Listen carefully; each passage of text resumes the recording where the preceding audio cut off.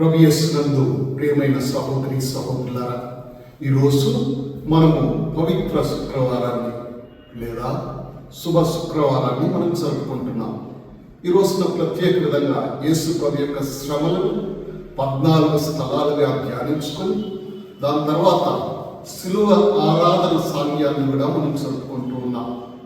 మరి ఇదంతా కూడా ఎందుకు చేస్తున్నాం? క్రైస్తవులుగా శిలువపై మరణించిన ఆ క్రీస్తును ఎందుకు మనం ఎంతగా కొనియాడుతున్నాం అంటే, ప్రియమైన సహోదరి సహోదరులారా, పునీత పౌలు గారు కొరింథీయులకు రాసిన లేఖ 1వ అధ్యాయము 23-24 వచనాల్లో ఈ విధంగా చెప్తూ ఉన్నారు.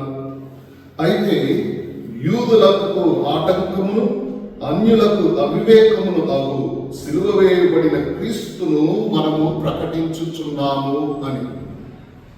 అనగా యూదులకు ఆటంకమట, అన్యులకు అవివేకమట. ప్రియమైన సహోదరి సహోదరులారా, క్రీస్తు యొక్క సిలువ మరణము,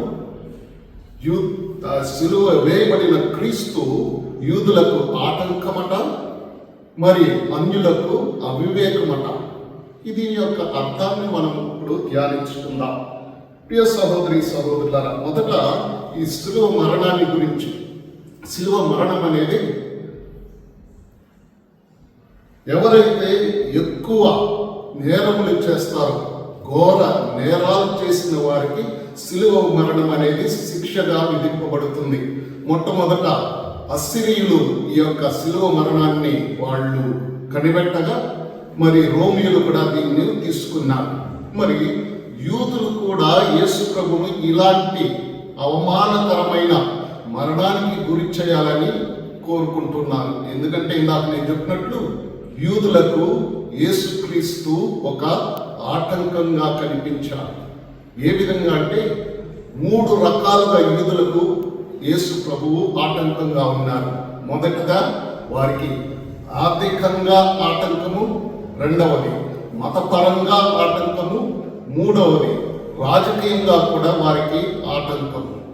ఏ విధంగా యూదులకు యేసు ప్రభువు మరి ఆర్థికంగా ఆటంకం అంటే, వారు దేవాలయంలో వ్యాపారం చేసుకుంటూ లాభాలు చేసుకోవాలనుకున్నప్పుడు యేసు ప్రభువు కొరడా పేని వారందరినీ కూడా బయటికి తరిమివేస్తున్నారు. వారికి ఆర్థిక నష్టాన్ని ఏర్పరుస్తూ ఉన్నారు. నా తండ్రి ఆలయాన్ని మీరు దొంగల గృహగా చేస్తూ ఉన్నారని వారికి ఆర్థిక ఇబ్బందులు కలుగజేశారు. ఇది ఆర్థికంగా వారికి నష్టం, ఆటంకం యేసు ప్రభు. రెండవదిగా యేసు ప్రభు మతపరంగా కూడా వారికి ఆటంకంగా ఉన్నారు. మతపరంగా యేసు ప్రభు ఈ పరిసయ్యులకు, ధర్మశాస్త్ర బోధకులను ఖండిస్తూ వారి యొక్క అధికారాన్ని ప్రశ్నిస్తూ ఉన్నారు. మోయలేని భారాలను మీరు ప్రజలపై మోపుదరే కానీ దాన్ని మోయటకు మీరు చిటికెని వేలైనా కలుపరని వారిని ఎదురిస్తూ ఉన్నారు. ఆ విధంగానే వారి యొక్క ఆచారాలను కూడా ప్రభువు ప్రశ్నిస్తూ ఉన్నారు. మీరు ప్రభు పుట్టుగుడ్డి వారికి స్వస్థత ఇచ్చినప్పుడు సబ్బత్ దినాన్ని పాటించడం లేదు. ఆ విధంగానే చేతులు కడగకుండా భుజించినప్పుడు కూడా ఆయన ఆచారాన్ని పాటించడం లేదు. ఆ విధంగా యూదులు ఈ పరిసయ్యులు పెట్టిన ఆచారాలన్నింటినీ కూడా ఆయన పాటించకుండా వారికి కంట్రీలో నలుసులా తయారవుతున్నారు. అంతేకాదు వారి యొక్క వేషధారణను కూడా ప్రశ్నిస్తూ ఉన్నారు. మీరు పొడుగాటి అంగీలను ధరించి అంగటి వీధులలో వందనములు తీసుకున్నటకు మీరు ప్రయత్నం చేస్తూ ఉన్నారు అని వారిని ప్రభువు ప్రశ్నిస్తూ ఉన్నారు. చివరికి వారిని సున్నం కొట్టిన సమాధులతో పోలుస్తూ ఉన్నారు. అంటే మీరు లోపల అంతా కూడా కుళ్ళు కుట్ర కుతంత్రం పెట్టుకొని బయటికి మాత్రం మంచి వేషాలు వేసుకుంటూ తిరుగుతున్నారని, ఈ విధంగా వారికి ఆర్థికంగా మతపరంగా వారికి నష్టంగా ఉన్నారు. మూడవది యేసు ప్రభు వారికి రాజకీయంగా కూడా ఒక ఆటంకంగానే ఉన్నారు. ఏ విధంగా అంటే, మనం యోహాను సువార్త 11వ అధ్యాయం 48వ వచనంలో చూసినట్లయితే ఈ విధంగా మరి ధర్మశాస్త్ర బోధకులు, పరిసయ్యులు వారు ఒక కూటంగా ఏర్పడి ఈ విధంగా తర్కించుకుంటున్నారు. ఏంటంటే, ఇతనిని ఇట్లే విడిచిపెట్టినట్లయితే ప్రజలందరూ ఇతనిని విశ్వసించుదురు, అప్పుడు రోమియులు వచ్చి మన పవిత్ర స్థలమును మన జాతిని రెండిటిని నాశనం చేయుదురు అని చెప్తున్నారంటే జాతి అంటే వాళ్ళందరినీ కూడా నాశనం చేస్తారని. కాబట్టి రాజకీయంగా కూడా ఈయన వారికి ఆటంకంగా ఉన్నారు. కాబట్టి ఈ ఆటంకాన్ని తొలగించుకోవాలని యూదులు ప్రయత్నిస్తూ ఉన్నారు. అందుకోసం ఆయనను సిలువ మరణానికి మరి పంపిస్తూ ఉన్నారు. సిలువ వేయుడు అంటున్నారు. మరి రెండవదిగా మనం చెప్పినట్లు అన్యులకు అనగా గ్రీకులకు ఇది అవివేకము. సిలువ మరణం అనేది అన్యులకు అవివేకము. ఎందుకంటే దేవుడు మరణించడం అనేది వారికి అర్థం కాని విషయం. దేవుడు మరణించడు, ఎందుకంటే ఆయన శాశ్వత జీవి, సమస్తాన్ని సృష్టించిన వాడు, సమస్తంపై అధికారం కలవాడు. కాబట్టి ఆయన మరణించడు. ఈయన మరణిస్తున్నాడంటే అది అవివేకము అని వారు తెలుస్తున్నారు. ఈ మధ్య కొంతమంది వేరే వారు కూడా చెప్తుంటారు, ఏమని యేసు ప్రభు గురించి చెప్తూ ఆయన విశ్వసించే వారి గురించి హేళన చేస్తూ తాను 3 చీలలను ఆయన లాక్కోలేకపోయాడు, మీకేం చేయగలడని. ప్రియులారా, ఇది యేసు ప్రభు యొక్క సిలువ మరణము దాని యొక్క లోతైన అర్థాన్ని గురించి గ్రహించని వారే ఈ విధంగా మాట్లాడతారు. ప్రియమైన సహోదరుల, మరి ఇదంతా అయిన తర్వాత 24వ వచనంలో పౌలు గారు అంటారు, ఏమంటారంటే, కావున దేవుని పిలుపును పొందిన యూదులకును అన్యులకును క్రీస్తే దేవుని శక్తియు దేవుని జ్ఞానమై ఉన్నాడు. అంటే ఆయన యందు విశ్వాసం ఉంచు వారికి, వాళ్ళు యూదులైనా అన్యులైనా, ఆయన యందు విశ్వాసం ఉంచు వారికి యేసు ప్రభు ఆయన సిలువ మరణం అనేది దేవుని యొక్క శక్తి అని తెలియజేస్తున్నారు. అనగా సిలువ మరణం ద్వారానే రక్షణ కలిగింది, మనకు సమస్తము చేకూరింది అన్న విషయాన్ని ప్రియమైన సహోదరులారా పునీత పౌలు గారు ఇందులో చెప్తున్నారు. ఈరోజు ప్రత్యేక విధంగా ప్రియమైన సహోదరులారా, యేసు ప్రభు యొక్క మరణం యొక్క 5 ముఖ్య అర్థాలను పరిశీలించి చూద్దాం. యేసు ప్రభు యొక్క మరణంలోని 5 ముఖ్యమైన అర్థాలు మనకు ఏ విధంగా ఈ యేసు ప్రభు యొక్క మరణము ఒక అర్థవంతమైనదిగా ఉంది అన్న విషయాన్ని గురించి మనం ధ్యానించుకుందాం. మొట్టమొదటిది, యేసు ప్రభు యొక్క సిలువ మరణం అనేది దేవుని యొక్క అపారమైన ప్రేమను మనకు వెల్లడిస్తుంది. యేసు ప్రభు యొక్క సిలువ మరణం అనేది దేవుని యొక్క అపారమైన ప్రేమ. దేవుడు ఈ లోకమును ఎంతో ప్రేమించి తన యొక్క అద్వితీయ కుమారుని మనకు ప్రసాదించని వాక్యం చెబుతుంది. ప్రియమైన సహోదరులారా, మరి క్రీస్తు ప్రభు మనల్ని ఎంతగానో ప్రేమించి తన యొక్క ప్రాణాన్ని మన కోసం అర్పించి ఉన్నారు. ప్రభు అంటారు యోహాను సువార్త 15వ అధ్యాయం 13వ వచనంలో, తన స్నేహితుల కొరకు తన ప్రాణాన్ని అర్పించట కంటే గొప్ప ప్రేమ ఎవరికి లేదు అని. అది కాకుండా తన శిష్యులను చూసి, ఇక నేను మిమ్మల్ని సేవకులని పిలవక నా యొక్క స్నేహితుడు అని పిలుస్తాను అంటున్నారు. అనగా మనందరి కోసం ఆయన తన ప్రాణాన్ని అర్పించారు. ఈ సిలువ మరణం అనేది దేవునికి మనపైన ఎంత అపారమైన ప్రేమ ఉందో మనకు తెలియజేస్తుంది. సిలువపై నుండి ప్రభు మనల్ని చూస్తే చెప్పేది ఏమిటంటే, నేను నిన్ను అపారంగా అమితంగా నేను నిన్ను ప్రేమిస్తూ ఉన్నాను. మన పాపాలు, మన బలహీనతలు, మన వైఫల్యాల మధ్యలో కూడా ప్రభు మనల్ని ప్రేమిస్తున్నారు అన్న సత్యాన్ని ప్రియమైన సహోదరులారా యేసు ప్రభు యొక్క సిలువ మరణం అనేది మనకి తెలియజేస్తుంది. ఇది మొదటిదైతే, రెండవదిగా యేసు ప్రభు యొక్క సిలువ మరణం అనేది పాపం యొక్క క్రూరత్వాన్ని మనకు చూపిస్తుంది. పాపం యొక్క క్రూరత్వం. యేసు యొక్క మరణం మనకు పాపం అనేది చిన్న విషయం కాదని గుర్తు చేస్తుంది. ఈ యొక్క విషయాన్ని మనం గ్రహించాలి. చాలా వరకు మనము పాపం అనే మాటనే ఎక్కువ మాట్లాడదు. కానీ క్రీస్తు ప్రభు మరణించింది మన పాపాల కోసమే అన్న విషయాన్ని మనము గ్రహించాలనేది ఈరోజు ఈ సిలువ మరణం యొక్క రెండవ ముఖ్యమైన ఇది. ప్రియమైన సహోదరుల, పాపం అనేది చిన్నదైతే దేవుని యొక్క కుమారుడైన క్రీస్తు మరణించాల్సిన అవసరం ఉండేది కాదు అన్న సత్యాన్ని మనం గ్రహించాలి. పాపం చిన్నదైతే ప్రభువు మరణించాల్సిన అవసరం లేదు, ఈ లోకానికి రావాల్సిన అవసరం లేదు. పాపం మనల్ని నాశనం చేస్తుంది, దేవుని నుండి దూరపరుస్తుంది. రోమియోలకు రాసిన లేఖలో మనం చూస్తున్నాం, పాపం యొక్క వేతనము మరణము.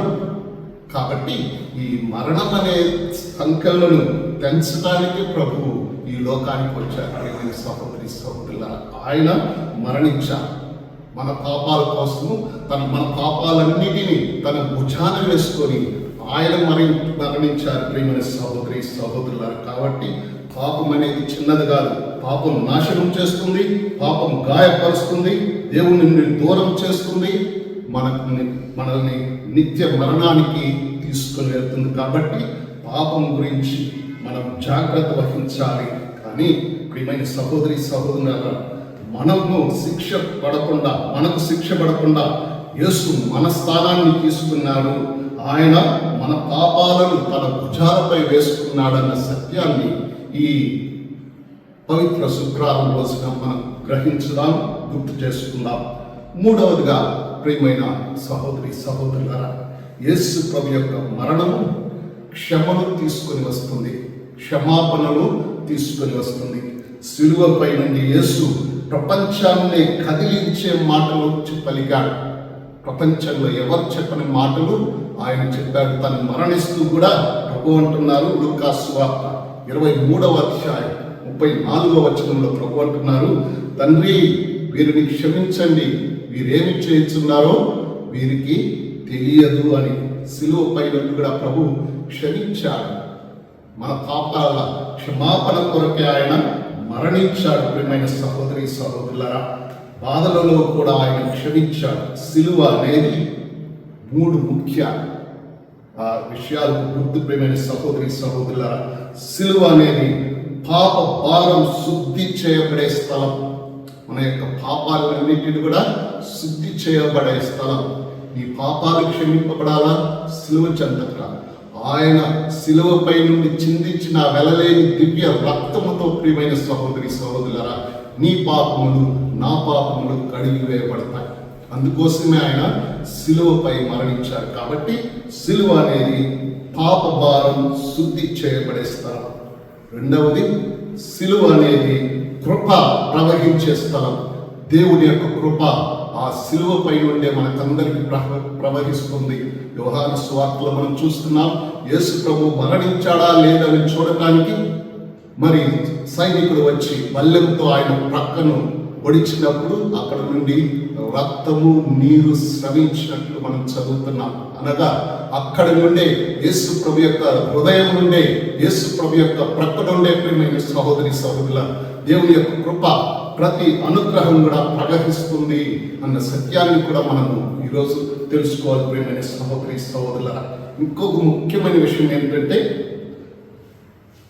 దేవుని యొక్క కృప ముందు ఎంత గొప్ప పాపమైనా చిన్నదే.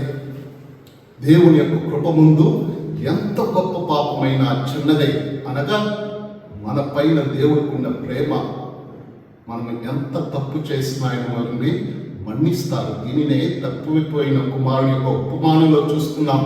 ఎంత తప్పు చేసినా తిరిగి దేవుడి దగ్గరకు వచ్చినప్పుడు ఆయన నిన్ను స్వీకరిస్తారు.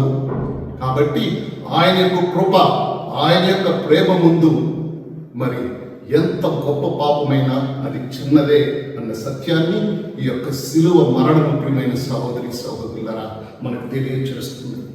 ఇక నాలుగవదిగా శిలువ మరణం అనేది మనకు ప్రేమించడం మరియు క్షమించడం నేర్పిస్తుంది. శిలువ మరణం అనేది మనకు ప్రేమించడం మరియు క్షమించడం నేర్పిస్తుంది. యేసు ప్రభువు శిలువ పైన ఉండి మనల్ని ప్రేమించారు. శిలువలో మనకు తన యొక్క ప్రేమ ఎంత గొప్పదో మనకు తెలియచేశారు. ఫుల్టన్ షీన్ గారు ఒకసారి ఈ శిలువ మరణాన్ని గురించి ఆయన ప్రస్తావిస్తూ ఒక భక్తుడు అడిగాడంట, ప్రభువా మీరు నన్ను ఎంతగా ప్రేమిస్తున్నారు అని అడిగినప్పుడు యేసు ప్రభు తన 2 చేతులను చాచి ఇంతగా నేను ప్రేమిస్తున్నానని తన 2 చేతులను చాచి మన కోసం మరణించాడట. కాబట్టి యేసు ప్రభు యొక్క శిలువ మరణం అనేది మనకు ప్రేమించడం, ఆయన వలె ప్రేమించడం మనకు నేర్పిస్తుంది. రెండవదిగా ఆయన వలె క్షమించటం ప్రియమైన సహోదరి సహోదరులారా మనకు నేర్పిస్తుంది. మనకు హాని చేసిన వారిని క్షమించమని సిలువ మనకు చెప్పేది. మనకు హాని చేసిన వారిని క్షమించమని, మన శత్రువులను కూడా ప్రేమించమని, ఇతరుల కొరకు త్యాగం చేయమని ప్రియమైన సహోదరి సహోదరులారా ఈ సిలువ మనకు నేర్పిస్తూ ఉంది. శత్రువులను ప్రేమించండి, మీకు హాని చేసే వారిని మీరు క్షమించండి అని సిలువ మనకు నేర్పిస్తుంది. ఎందుకంటే ప్రభువు దానినే చేశాడు. మనం సిలువను చూసినప్పుడల్లా మనకు గుర్తు రావాల్సింది ప్రభువు మనల్ని ప్రేమించినట్లు మనము ఇతరులను ప్రేమించాలని, ప్రభువు క్షమించినట్లు మనం కూడా క్షమించాలని, ప్రభువు త్యాగం చేసినట్లు మనం కూడా త్యాగం చేయాలన్న సత్యాన్ని ప్రియమైన సహోదరి సహోదరులారా ఈ యొక్క సిలువ మరణం అనేది మనకు నేర్పిస్తుంది. ఇక ఐదవదిగా ప్రియమైన సహోదరి సహోదరులారా యేసు యొక్క మరణం కొత్త జీవానికి దారి తీస్తుంది. యేసు యొక్క మరణం కొత్త జీవానికి అంటే యేసు మనిషి యొక్క మరణం అనేది మనిషికి అంతం కాదు. యేసు ప్రభు యొక్క మరణం కూడా ఆయనకి అంతం కాదు. దాని తర్వాత పునరుత్థానుడు అయ్యాడు. ఆ విధంగానే ఆయన విశ్వాసం ఉంచే వారందరూ కూడా వారి జీవితాలు కూడా అంతం కావు, వారు కూడా పునరుత్థానంలో అవుతారు అంటారు. అందుకే మనము ఈ పూజ మరణించిన వారి కోసం పూజ పెట్టేటప్పుడు అందులో ప్రొఫెస్లో ఈ విధంగా కొన్ని మాటలు ఉన్నాయి. ఏంటంటే ప్రభువా నీ యందు విశ్వాసం వారికి జీవము మారుచున్నదే కానీ అంతం కావటం లేదు.